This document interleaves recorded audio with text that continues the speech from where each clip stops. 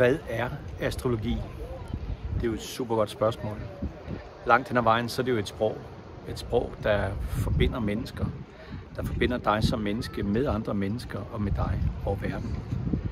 Og når jeg laver mine videoer, så er det ofte sådan noget med, at kom nu, ikke? Få nu brugt det du kan og så videre.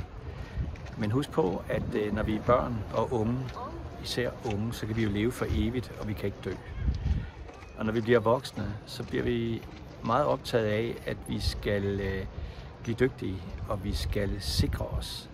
Vi skal spare op, vi skal blive dygtige, vi skal samle sammen. Og hvis vi er så heldige at blive gamle, så vil vi opleve, at vi selv og andre tænker, alt det her, vi har samlet sammen, er faktisk ikke så vigtigt. Det vi sætter pris på, det er, hvad vi kan dele med andre. Det er nærværet, det er samtalen, og det er forskellen. Og den forskel er tit, at igennem livet, så går vi igennem nogle faser. Og en af de ting, som jeg kan, det er at hjælpe mennesker igennem de her faser, fordi det er min métier. Det kan være det samme, som hvis du vil upgrade din bil, dit hus, hvis du vil have nogen til at hjælpe dig med din økonomi. Så er det mere, hvad kan man kalde det, jordiske ting, hvor det her det måske er mere spirituel eller sjælelig jordiske ting, hvor det, der bliver kigget efter, det er, hvad kan jeg egentlig, hvorfor er jeg her? Og alle de her spændende spørgsmål er der altså et hav af svar på i det, jeg kalder for dit astrologiske blueprint. Det, der fortæller noget om, hvem du i virkeligheden er, når du skræller lagene af. Så dit astrologiske blueprint kan både fortælle, hvad det er for en jordisk rolle, du spiller, men også hvad du er her for, eller hvad du kan, hvad blueprintet på den her bil nu engang indeholder, og hvor du får størst glæde af det. Så noget med en masse overgangsfaser, og så også, at når tiden kommer, at vi husker på, at vi faktisk har betydet noget, at vi har delt noget med nogen. Vi har lyttet til nogen, vi har været der for nogen, og nogen har været der for os.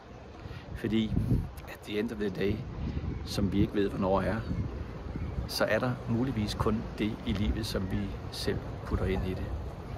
Så der er rigtig mange filosofiske tanker om alt muligt. Det jeg kan, det er som regel at kigge igennem, få øje på de ting, som du ikke selv kan få øje på. Og så tør jeg. Jeg tør ved Gud at stille de spørgsmål, som du måske aldrig er blevet stillet tidligere, og som nogle gange kan være provokerende.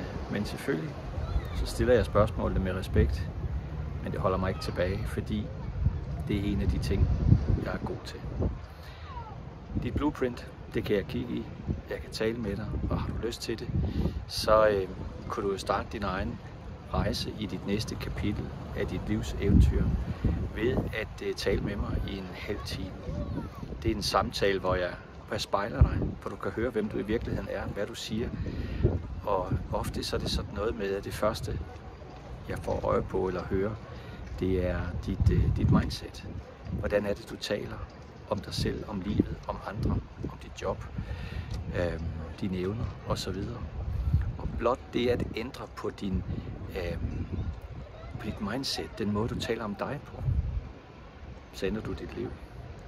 Så nogle gange, så det du leder efter derude, det finder du svar på derinde. Og en af de allermest klassiske ting, det er de mennesker, der siger man om sig selv, i stedet for jeg. De længes efter at træde karakter. Og ofte er det mennesker, der er ledere. Men der er ikke meget lederskab i at sige mand om sig selv. Det er noget med at træde karakter og være et eksempel for andre, og så videre, og så videre. Og det er der masser af forskellige eksempler på. Men det var en update til dig, der havde lyst til at se den her video. Og en anledning og en mulighed for at få hjælp til at tage hul på det næste kapitel. Tak fordi du kiggede med. Ciao.